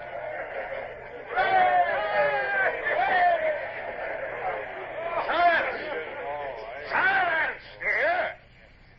Well, no more of that. What have you done? Frightened up a couple of luggers not much bigger than our longboat. 2 broadsides from 74 guns, and you're pleased with yourselves for knocking away a single spar. Half the trouble with the men is that we haven't enough old hands to lead them to the right ropes. It's the same with my guns, sir. I got 74 of them and no more than 50 trained gun layers. I know. I'll train them in time, sir, but half my gunners couldn't hit a 3-decker at point-blank range. I know. By heaven, I'll get some more men before this voyage is much older if I have to land in France and seize Frenchmen.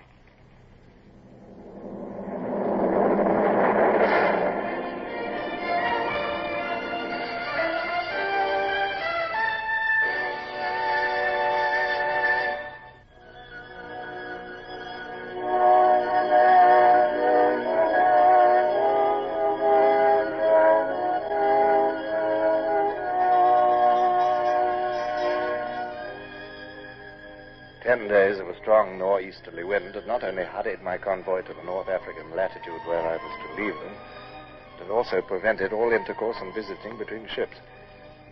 But now the wind had dropped to a gentle breeze.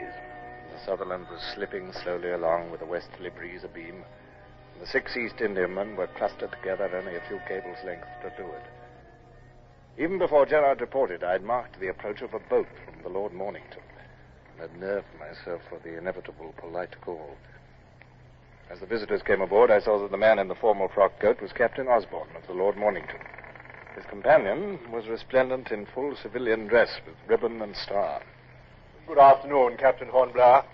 I would like to present to you Lord Eastlake, Governor-designate of Bombay. This is a great pleasure, Your Lordship. The pleasure is mine, Captain. I have come to beg of you to accept, on behalf of your ship's company, this purse of 400 guineas. 400 guineas? It has been subscribed by the passengers of the East India convoy in recognition of the skill and the courage displayed by the Sutherland in action with 2 French privateers. Oh, this is most generous and totally undeserved, sir.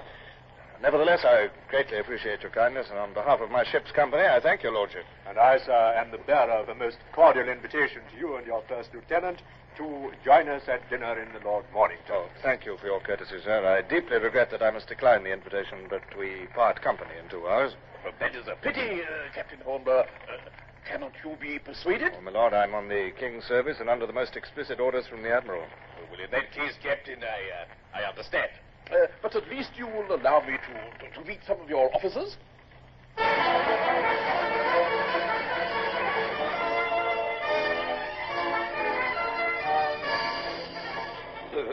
Begging your pardon, sir, but there's no need to turn all that money over to us and the men. You can treat it as prize money and take your share under prize rules. Thank you, Mr. Bush, but I can't accept that sort of reward from civilians. However, the crew must show appreciation. Man the yards and have the men give 3 cheers as Lord Eastlake's boat pulls away. Aye, aye, sir. Man the yards! Man the yards! Now then, men. Lord Eastlake has brought you a present for saving the convoy. 3 cheers for his lordship.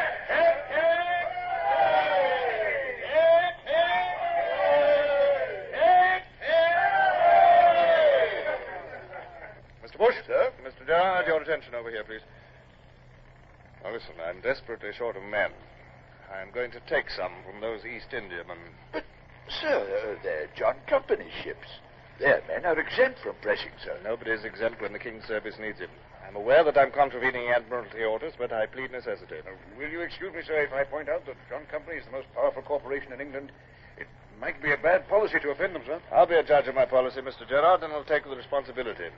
You will obey orders. Aye, sir. Those ships will sight no land until they reach St. Helena. It'll be 3 or 4 months before any protest can reach England, and further 6 months before any censure can reach me in the Mediterranean. It's possible that in 6 months we shall all be dead. Oh, thank you, sir. Give the boat's crews pistols and cutlasses just to show that I'll stand no nonsense. I want 20 men from each of those ships. 20 from each, sir? That's flouting the law on the grand scale, sir. That's the only sensible scale on which to flout the law, Mr. Bush.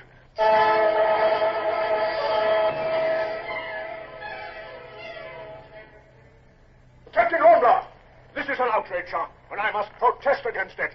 At this very moment, your lieutenant is parading my crew with a view to impressment. He's acting by my orders, sir. But I can hardly believe it, sir. Well, are you aware that this is a flagrant violation of Admiralty regulations? A perfect outrage, sir. The ships of the Honourable East India Company are exempt from impressment, and I, as Commodore, must protest to the last breath of my body against any contravention of the law. I shall be glad to receive your protest when you make it, sir. Well, when I make it? But I have delivered it, sir. I have made my protest. But will you not allow me to ask for volunteers from among your crew, Captain? There may be a few men who'd like to join the King's service. I cannot imagine, sir, that many men will be foolish enough to exchange the comfort of the East India Company's service for the rigors of a ship of the line. But, well, yes, I will agree even to that. Your seamanship in the affair with the privateers was so admirable that, frankly, I find it hard to refuse you anything. That's very good of you, sir. Allow me to escort you to your gig. I will recall my boats. Since they will have taken the volunteers first, we can rely on it that they have all the willing ones on board, and I shall return the unwilling ones. Thank you, Captain Osborne. Thank you. He calmed down wonderfully, sir. Pity we had to give way. But we might get a few volunteers out of that lot, sir. I feel sure we shall, Mr. Bush. Here's the launch and the cutter coming back, sir. They're both loaded with men to the gunwale, sir. They're passing Captain Osborne's gig now. He's waving and shouting something to them. Mr. Gerard and Mr. Rayner are very properly paying no attention to him. Stand by. The men will be coming aboard very shortly.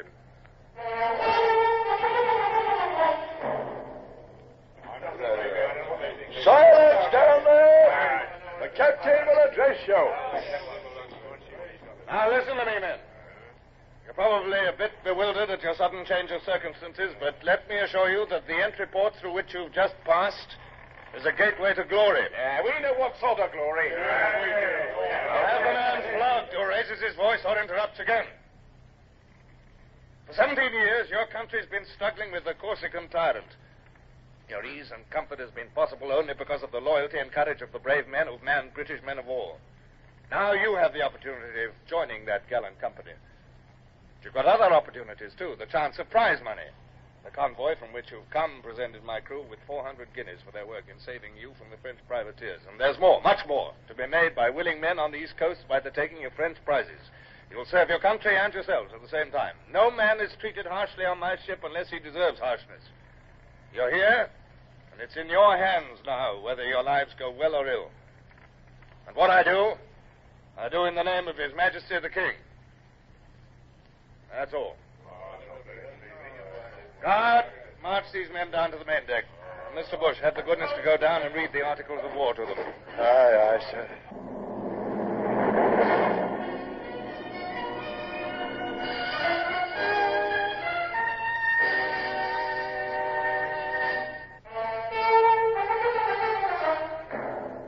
I have taken a bold step, but the necessities of war demanded boldness. I now had nearly a full complement of crew with these 120, most of them able seamen. By the time Bush returned from reading the men into the service, the boats were inboard and we were all ready to square away. Mr. Vincent, signal to the convoy. All men have volunteered. Thank you. Goodbye.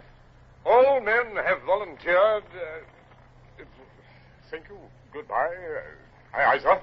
I beg your pardon, sir, but what will you say to the Admiralty? I shall tell them that I took the men with the permission of the Commodore. I did, too. He said I could keep any men who volunteered.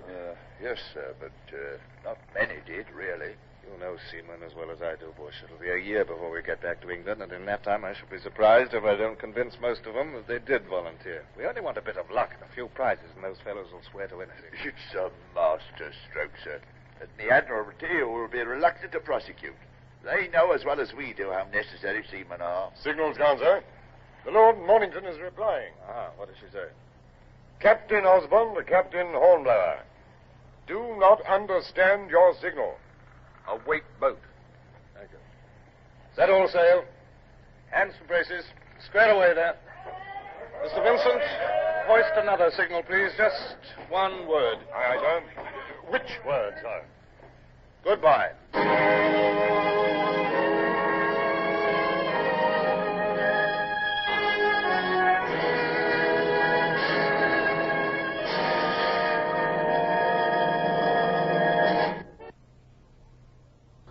Horatio Hornblower, starring Michael Redgrave, is based on the novels by C.S. Forrester. Music composed and conducted by Sidney Torch. Produced by Harry Allen Towers.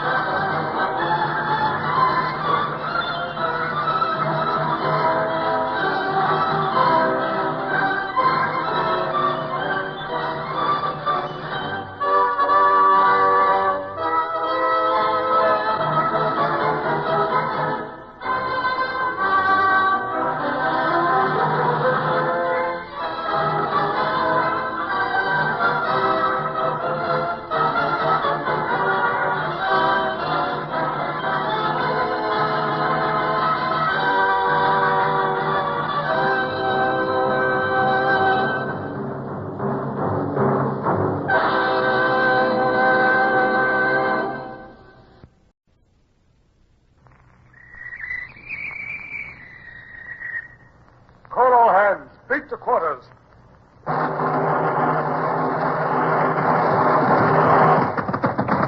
up the guns. Stand by the starboard battery. One broadside into it, if you please, Captain Bush. Pointers on target. Flintstocks ready? Aye, aye, sir. Ready. Fire!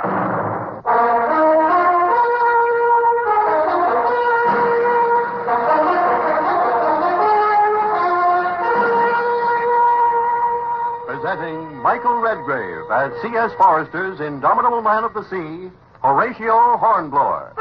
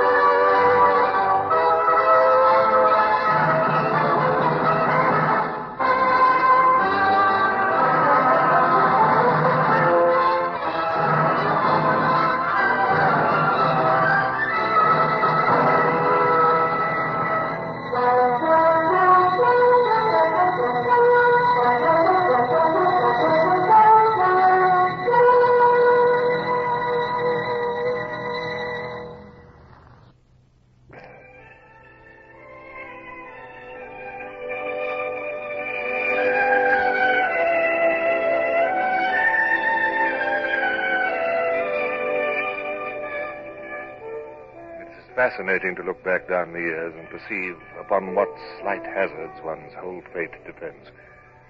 The spin of a guinea was to have far-reaching consequences for me.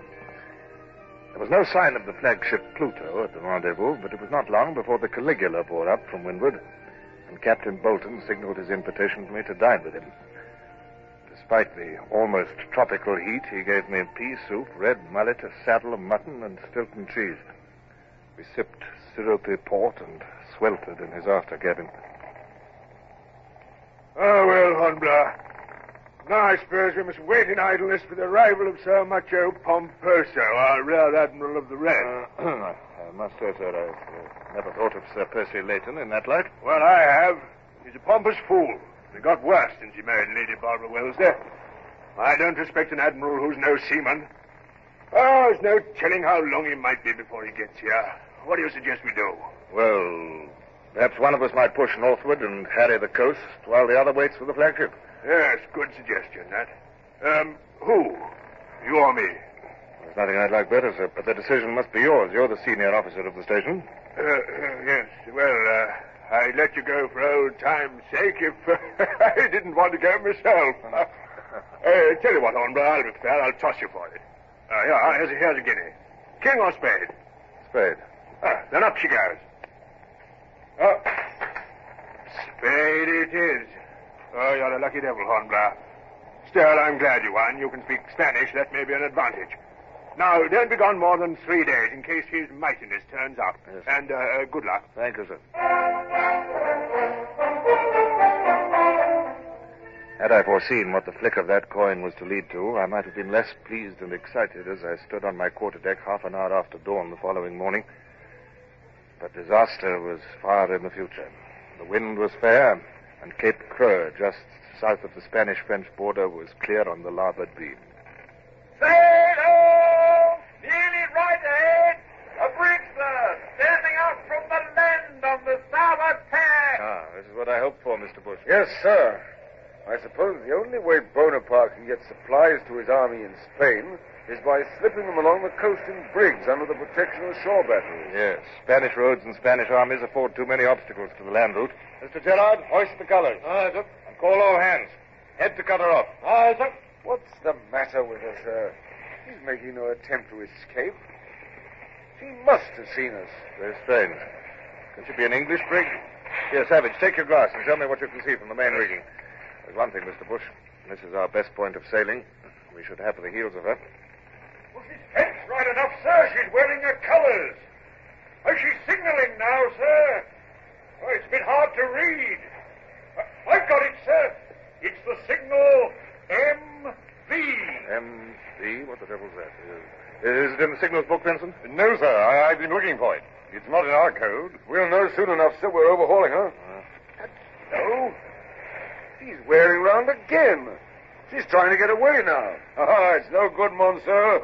You'll be ours presently. A handsome bit of prize money for us there. Yes, I can see now what's happened. She saw our red ensign and took it for the red of the tricolour. Remember, ours was a Dutch ship before she was taken and refitted. Our round bows are very like a French ship. That NV must be the private French recognition signal. That's worth remembering. NV. China course of windward, sir. Well, fire a shot across her bows. Number 2 gun. A single shot across the bows. Fire! That's done it. She's heaving to. The flag's coming down. She surrenders. Silence there. Silence. Mr. Bush, take a boat and board her. Mr. Clark, your prize master, take 6 hands with you and navigate her to Port Mahon. Aye, aye, sir.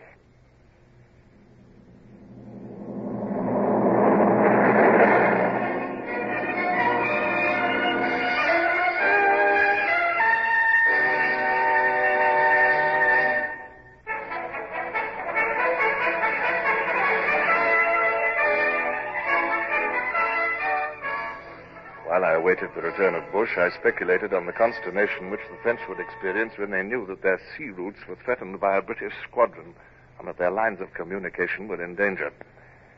I turned over in my mind, too, a new idea which the brig's failure to recognize our nationality had given me. I doubt if anyone on land saw us capture the Amelie, sir. We can still take them by surprise along the coast. That fact did not escape my notice, Mr. Bush. Now, kindly pay attention. The blue masses on the horizon there are the peaks of the Pyrenees. And the road from France to Spain runs along the coast between those mountains and the sea. And Potter's made the French ensign have it hoisted instead of our own. We shall sail down the coast where we can be seen from the road. Send the hands to breakfast. Aye, aye, sir. An number small craft, sir. An anchor round yonder point. Small craft. Yes, I can see them from here now, sir. And look, sir. Isn't that a tricolour flying from a flagstaff at the point there? It is, Mr. Bush. That's what I've been looking for. That is a French battery on top of the cliff. 42 pounders, probably, with a good range. Furnaces, I expect, for heating the shot to set ships on fire. They can never fight that battery on equal terms. That seems to be a little coasting fleet huddled in the shelter of the guns. Captain Morris, tell your men to lie down, if you please. I don't want the red coats of the Marines to give us away. We're getting close in now, sir. You can see the parapets round the battery. Hope to heaven they don't open fire now. They're well within range. Every yard nearer means more danger than getting out if they discover us. And to lose a mast will mean to lose the ship. Mr. Vincent, hoist the signal MV. Aye, sir. Let's hope it means the right thing. Doesn't seem to mean the wrong thing anyway, sir. They haven't opened fire. They're signaling in reply, sir. I can't read it. One of them's a swallowtail that we don't use. Well, the very fact that they're replying shows they can't be sure we're enemies. If they don't fire soon, we'll be too close under their guns for them to reach us. Now, Mr. Bush, do you see that battery on the cliff? Aye, sir. Yeah. Well, you take the longboat. Mr. Rayner will take the launch. You will land and storm the battery. By the mark, water, let's say. At a bare quarter of a mile off. You can go now, Mr. Bush. Back the main topsail. Aye, sir. Back the main topsail. Aye, sir.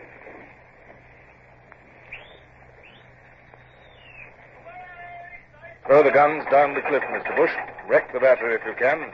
But don't stay a moment longer than necessary. Aye, sir. We're off now. Helm a lead. Mr. Gerard, put the ship about. Down with that French flag and send up our own. Aye, sir. Aha. They've opened fire at last. They hit us, too, sir. Somewhere forward, I think. Thank heaven they're firing at us. If they hit those boats, we'll be in a pretty fix. Mr. Gerard, see if your guns can reach the battery, and be sure they aim carefully. It's no good unless the embrasures can be swept. Stow the guns. Fire as your guns bear. Steady aim. Now! Lift them! Lift them! I can see the dust from the cliff. You're 30 feet too low. If we can only get a few shots through the embrasure, sir, it'll upset their gunners. Work quickly, man. They're firing at our boats now.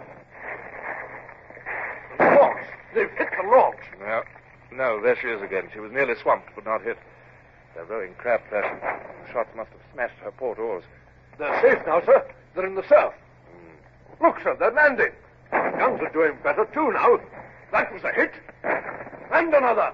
Right on the embouchure, sir. Very good, Mr. Gerard, but you must cease fire now whilst our men are mounting that cliff. Cease fire! The flag, sir. The flag. It's coming down. The storming party are holding it down. They've taken the battery.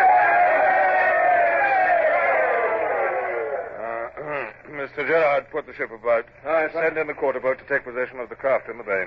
Aye, sir. Quarter boat away. There's 7 craft there, sir. A fine haul. There go their crews, pulling from the shore in their dinghies.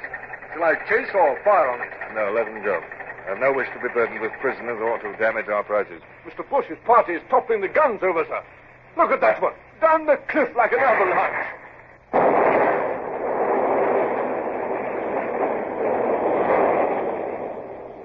They've blown the magazine, sir. That's the end of the battery at Lanza. And there's Mr. Bush, sir. I can see him waving his sword. Carry on, Mr. Gerard. I shall go below.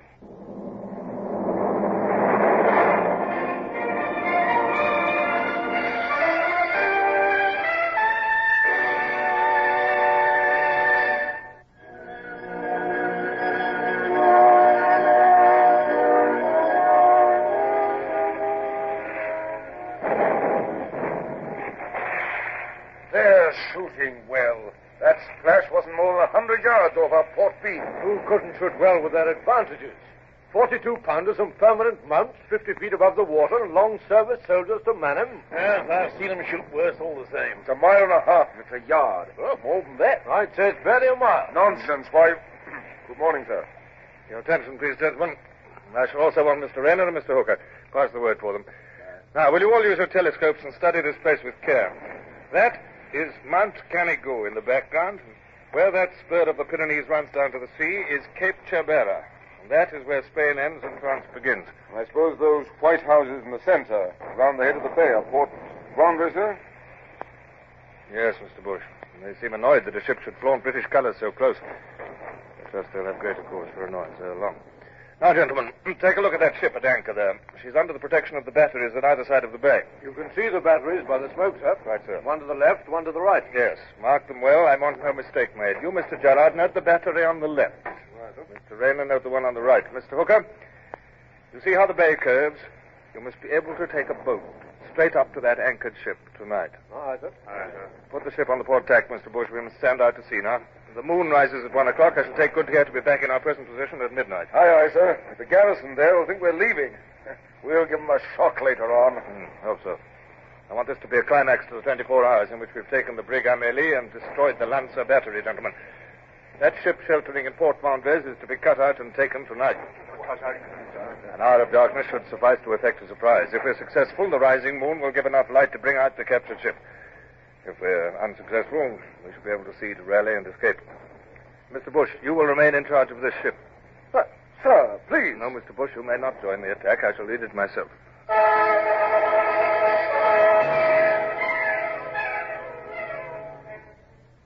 It was very dark, but the stars were glowing clearly, and the Sutherland was stealing landwards like a ghost.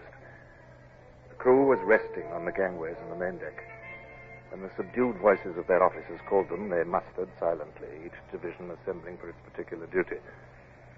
I checked the position of the ship with Bush and strained my eyes through my night glass for a glimpse of the shore. Longboat crew here. Launch crew here, sir. You can heave to now, Mr. Bush. I trust this expedition will be a success for your sake. For my sake, sir? Yes. I'm taking 250 men. If we do not return, you will have barely sufficient crew to navigate the ship to the rendezvous. Oh, you'll return, sir, and with the French ship. All the same, I wish you'd let me go in your place. Your duty is here, Bush. See to it. Are the boats overside? Aye, aye, sir. Here's your barge. Goodbye, sir. Good luck. Thank you. All right. Move aside, Brown. I shall sit in the stern. Are the oars muffled? Yes, sir. Keep way there. The 2 cutters behind us, Brown. Right us down, sir. Listen, sir. What's that? As I expected. The French are rowing a guard round their precious ship. Ready at the oars there? All ready, sir. Now remember, men, cold steel. If any man fires before I do, I'll shoot him with my own hand. Give way.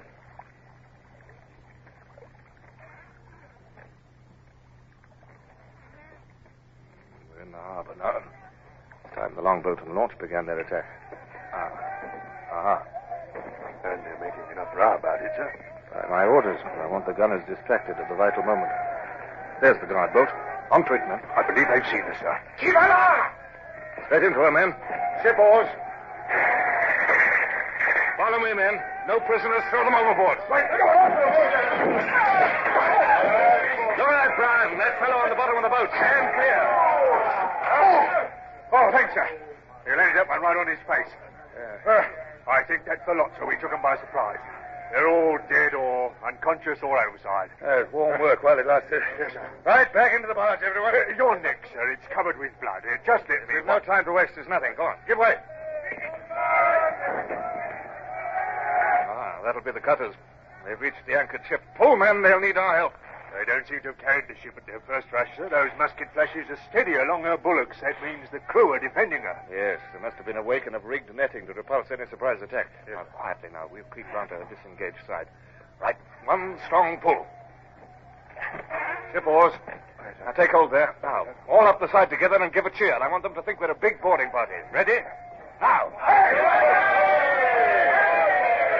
Mr. Longley, you stay with me. Up with you now. Aye, sir. The netting is rigged, sir. It slopes outwards, too. Blast the stuff. It's like being a fly in a web. Oh, come in with your dirk, boy. Don't just hang there. Yes. Can you reach that bit with your sword, sir? That bit there. It may part enough for us to get through. So hold tight. Hold on. The whole lot's coming away. We'll be in the sea in a minute. I'm through, sir. Give me a hand, sir. Well done, lad. Now.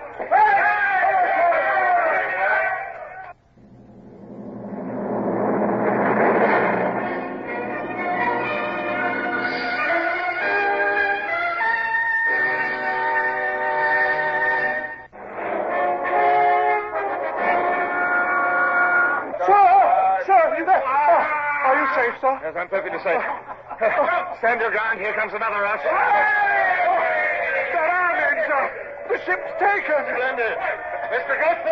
Sir. Cut the cable. Is Mr. Hooker there? I'm here, sir. Now get aloft with your boat's crew. Set sail. Aye, sir. Up with you, my lads. Lively now. Take old caps up. We're all right now, sir. Save yourself congratulations. There's still time for boats to come from shore with reinforcements. But if Rayner and Gerard have failed to take the guns, we'll have a gauntlet to run. Brown, here, sir. Yes, send up that rocket to let the landing parties know that the ship is taken. Aye, sir. Loose the main topsail. Barge's crew, first cutter's crew, man the braces. Benson and you, Ledley, take the wheel. Hard starboard. Hard starboard it is, sir. Holds well, sir. This breeze off the land will take us out. Aye. Here comes the moon to light us. What of the French crew, Mr. Hooker? Killed, wounded, or captured, sir. Some jumped over to swim ashore. I wish them joy. They're still fighting on land, sir. Oh, that'll be Gerard and Rayner calling the men off. Very successful operation. How's your boat's crew fared? Well, I haven't checked yet, sir, but I think the casualties are light. It was a surprise, and we swamped them. It's my opinion that... Oh, what in blazes is that? Excuse me, sir. There's half a dozen frogs. I mean Frenchies, sir, with an officer hiding in the forecastle. Oh, is that? I'll soon winkle them out. Oh, wait, Hooker. Follow me. Monsieur, your ship is captured and is in my hands. It's useless to resist. I call on you to surrender. We come, but we do not surrender. Hello!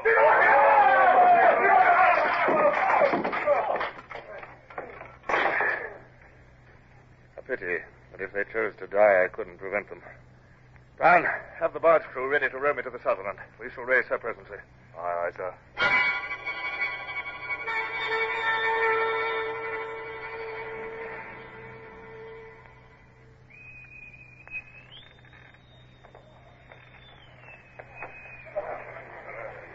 I'm delighted to see you back, sir, and with a very handsome prize. Aye. But, sir, you're wounded. Your neck, your hand. Oh, don't fuss, Mr. Bush.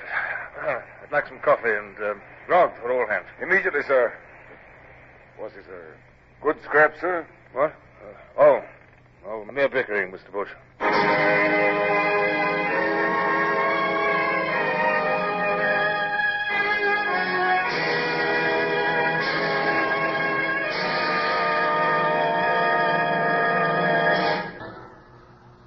Horatio Hornblower, starring Michael Redgrave, is based on the novels by C.S. Forrester. Music composed and conducted by Sidney Torch. Produced by Harry Allen Towers.